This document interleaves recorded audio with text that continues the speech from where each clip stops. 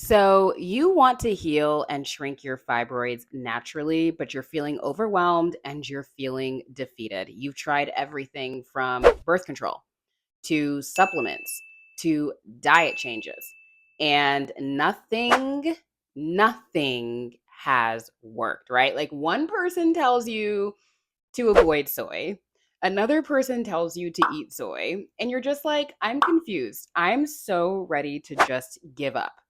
Well, I'm here to tell you don't. I know that there is hope because I've successfully reduced the size of my 5 fibroids and I expelled 2. One of which, now get ready for this, came out of my vagina whole, totally intact. Yeah, it's possible.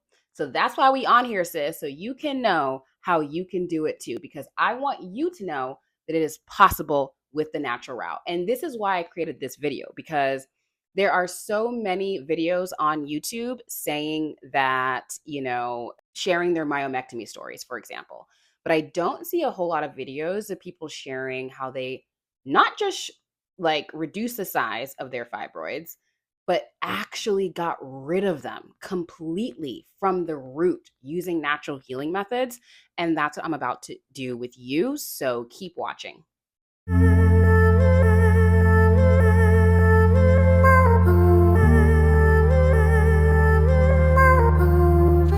Hey Creatrix, my name is Carme and welcome to my channel. Creatrix of Sacred Space is designed for women with fibroids by a woman with fibroids to create community and connection and to share our stories of what it means to be a woman living with fibroids. So thank you so much for being here and I'm excited to get right into it with you. All right, let's dive in. Let's start with the receipts, y'all. I think it's super important that I start this way because there are so many naysayers out there that say, one, the natural healing route doesn't work. And there's another group of people that say expelling fibroids will never happen. They don't know because they haven't done it and they just jealous of you. So you about to do that. You about to shrink and heal and expel your fibroids naturally without any surgery and without going under the knife. But let me start with the receipt. So trigger warning, this is going to be a photo and a video of my fibroid. Okay. I just think it's really important for you to see what this looks like. All right. So here's a photo. This is when it fell out in the toilet after my menstrual cycle. So it was a day after my menstrual cycle. It came out. No blood or anything like that. Just came out whole. This is when I scooped it out of the toilet. And then this right here is when I did a whole video. I put it in some vinegar and alcohol and left it in the fridge because y'all, I felt like it was a trophy. Okay. I was like, I'm going to hold on to this. This is my achievement. I worked so hard to get here. I had to transform so much to get here. I had to sacrifice so much to get here. Okay. So I was like, it's a trophy. It's going in the refrigerator where it stayed for 3 months until I buried it in the ground. Okay, so let's get into the 4 milestones of my journey. First, I want to talk to you about my breakdown, like my rock bottom point with these fibroids, okay? And I want to mention first, I did not know that I had fibroids at my rock bottom point, okay? I only found out I had fibroids last year, okay? So I want you to keep that in mind as I tell this story. Second, we are going to go to my story, like what happened, my womb healing journey. Okay. And then the third is going to be my breakthrough, the day the fibroid came out of my vagina. All right, let's begin. Backtrack. Let's go all the way back to the past. 2020, July 2020. Remember, I did not know I had fibroids at this point, but I was starting to have very intense dreams at this point. Okay. And they were dreams that were pretty violent and they were about my womb or about a uterus. Sometimes it wasn't me in the dream, it was other people. But there was one dream in particular that I'm going to share with you. I went to the gynecologist in this dream. I was lying on an examination bed and the doctor went to check my vagina. And when he came up, he went like this. Now, that really shook me, y'all, because that dream stayed with me my entire day and then beyond because I was having these other dreams and because that one. And I also just felt really unattractive that year. I didn't feel sexy that year. I didn't feel beautiful that year. I didn't feel desirable that year. I felt stuck, stagnant, dry, sterile, like the Sahara Desert. Okay. I felt super like just not good. I wasn't dating anyone. So I felt like, ooh, is there something wrong with this thing? Because can it turn on? Because something happened over here. Yeah, I took it to heart. It was like really intense for me. But at this point, I was already pretty spiritual. So, and my dreams, like I have a really strong connection with my dreams. So they speak to me, they tell me things, they let me know what's going on. And I knew I needed to pay attention because when I have repeat dreams, it's my psyche's way of communicating with me. And so I knew that there was something going on with this part of my body, and I didn't know what to do about it. What was interesting though is a girlfriend of mine, like a couple weeks before that day, gave me a packet of yoni steam herbs. Now, if you don't know what a yoni steam is, you can Google it, or you can check my Substack article, and I talk a little bit about it. But if you haven't done one, do it. So she gave me a yoni steam and I did it. And y'all, I felt like, the Garden of Eden grew back. Like I felt so purified. Like I felt like I came out of 10 saunas, 10 steam rooms. Like I'd been at the spa all day. Okay. That's how I felt. I felt rejuvenated. And I was like, okay, there is something here.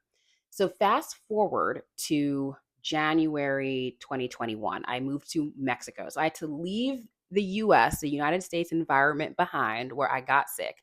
And I had to go to Oaxaca, Mexico to heal myself. Now, if you haven't been to Oaxaca, check it out. It's a beautiful place. Lo and behold, my spirit, my God guided me to a womb healer. Now, what is a womb healer? I had no idea that even existed. And you might be thinking the same. A womb healer? They're real? Yeah, they are.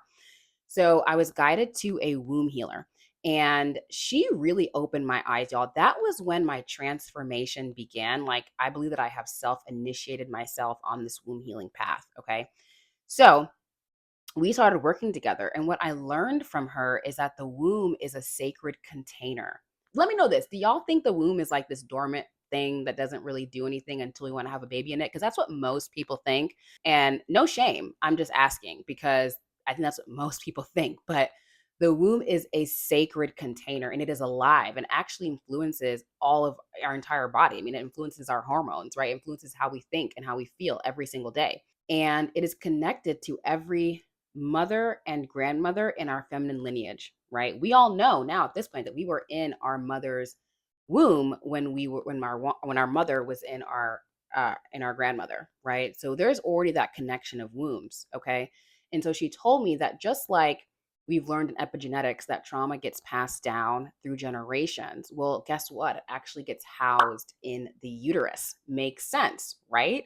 So if there is unaddressed, unprocessed, unmetabolized trauma, then it stays in the uterus until somebody clears it. But because we've lost our ancestral indigenous ways of purifying and healing our wombs, yoni steam is one way. I'm going to give that away. Then we're not tending to our womb. We're not nourishing the womb, right? Just like you brush your teeth, you're in this mouth, you need to be using certain properties and certain practices like yoni steams to also clear this mouth, right? You know what I'm talking about. If you got some past lovers you're trying to clear, you got to clear the yoni, you got to clear the womb. You might be stuffed up in there. That's basically what happened. All right. So she taught me a lot about the womb that we need to clear it.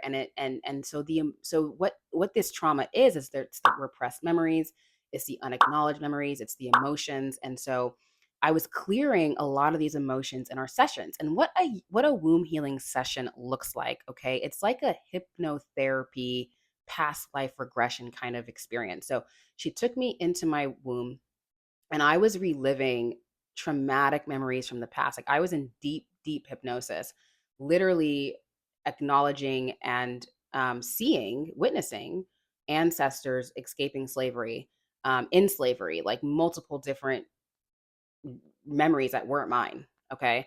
And if you want to know more about epigenetics, I'm going to drop the link in my description, but look up Mark Walwyn. It didn't start with you or The Body Keeps a Score, anything like that. These are some really great books. And here's the thing, the womb keeps a score. So we have to clear that and purify that. So I did that intensely with her for 4 months. And let me tell you, when we were done, I felt so much lighter. My abdomen, because I had a protruded abdomen my whole life, hard as a rock, looked like I was 3 months pregnant, went flat. I lost so much weight. My face changed. I literally like completely transformed. And I believe it's because I was releasing and freeing ancestors that were attached to me, right? Their stories, their identities, their losses, their fears, their traumas, right? So after that, I stopped working with her, and my father dies, my grandma dies, a lot happens, and I basically put like everything on hold. So fast forward 2023, I go to the gynecologist. She tells me I have three from a topical ultrasound. I asked her if I could shrink them, and she said no, y'all. Can you believe that? She said you cannot shrink fibroids. So I went to the second gynecologist, and she was so sweet. She did a vaginal ultrasound. She sat me down. She did a sonogram with me. She printed out my sonogram. She explained to me how many fibroids I have. She explained to me what type of fibroid they are. She was very, very sweet. And I really, really appreciated her approach. Now, I recommend that for you. Make sure you found a doctor that makes you feel safe, that is informed and knows the womb a bit more than others, and can provide you with a sonogram because it's your information, it's your right, and your measurements and where they're located. It's really important that you know all these things. So I'll actually show you mine. So this is mine. So she printed that out for me. All right. Make sure you get yourself one of those for yourself. I go to my doctor who I was working with, who I love, and I know she just didn't know what she was saying when I asked her this, but I asked her, like, is it possible to expel a fibroid whole? And she said no. No, no, kids aren't gonna No, see that. no. And I kind of was like, no, I'm going to do it. Okay, I'm going to do it. So this just tells you the power of your conviction, the power of your voice, and knowing that you are a goddess, knowing that you are creatrix, and knowing you can do whatever you put your mind to. Okay. So fast forward a year later, I am completing my menstrual cycle and the fibroid comes out. And I'm like, holy hell. And I stop everything that day. I sit down with that fibroid and I thank it. I have a whole spiritual ceremony with the fibroid. I was literally holding this unseen energy that was now seen, right, in my hand. Like, it was amazing. It was a spiritual holy day for myself. So I want to do a recap of 2024. I went back to the gynecologist after the fibroid expelled to confirm it was a fibroid and to get an ultrasound. My doctor said yes, that it was in fact a fibroid. And when she did the ultrasound, she could only find three fibroids left. She said that another one must have dissolved and expelled within the last year. For the remaining fibroids, she said they were each under 3 centimeters, and she believes that they will pass through within the year as well. So, what I learned in that journey was that our fibroids, very literally are, abnormal growths, muscular growths in our uterus, but they're also the energetic, low vibrational knots. You can also think of them as like parasites, right? They're like feeding off of our blood supply, feeding off of our life force, draining us, making us tired, and all these different things. So, I was always having all of these symptoms of fibroids, even though I didn't know I had them, right? Protruded abdomen, I had frequent urination because I found out there was a submucosal fibroid pushing up against my bladder. So I always had to go to the bathroom. And because of that, I was always anxious and nervous. I didn't want to leave the house. I didn't know when I have to pee again. And I had heavy bleeding. I had lower back pain, swollen breasts, mood swings. I mean, you name it, I had it. It was, acid reflux. I mean, I realized I realized that I can't not pay attention to this thing anymore and that it's super important. And so I just want you all to know that the womb is powerful and that it is magical and it is a important center of your female body. And what I've learned with the womb is that it houses a lot of our shame and our guilt, our shame and guilt around being women, and our shame and guilt around having a female body. And we might feel inferior because of that. And so womb healing is really a journey into deeper self-love, is a journey into loving yourself even more. All right. So let me back up a little bit. So after 4 months before I finished, but 4 months before I found out I had the fibroids, I was also drinking womb teas, which are really interesting and have also just completely changed my whole period experience. It literally cut my blood loss in half. And I have a Substack for that. So if you're interested in knowing the teas I use, go ahead and click on that Substack below. But yeah, get yourself some teas because it's so important that we feed our wombs. We have to feed it. We have to nourish it, right? Like, when we are moving into and reclaiming our wombs, right? This is a journey of reclaiming the womb. It's womb reclamation work. We are moving into deeper embodiment. right? Our divinity lives inside of our womb. Our power, our creativity, all of that lives inside of our wombs, right? So when we are embodied, we are literally rising into higher levels of our femininity, higher timelines of ourselves. Okay. So I've seen so many changes with this womb healing and with healing my fibroids. And I'm going to be shrinking these last three and explain these last three over this next year. And I'm really excited to share that journey with you. So, this is really important because the medical system does not really have a treatment for fibroids besides surgery. And unfortunately, it's not getting to the root of the problem, right? So, if you really want to stop growing fibroids or prevent fibroid growth, you need to collapse the story that is holding the fibroid, or the information that the fibroid is holding. So if there's information of depression, of sadness, of abusive relationships, that your fibroid is holding that. Once you get to the root of that through womb healing, you can collapse and completely clear that, right? If we avoid doing this work, we're essentially consenting to the passing on of generational traumas to our daughters and our daughters and our daughters and our daughters after them. And I want to tell you, this is a family issue because my father passed away from prostate cancer. That's a sexual organ.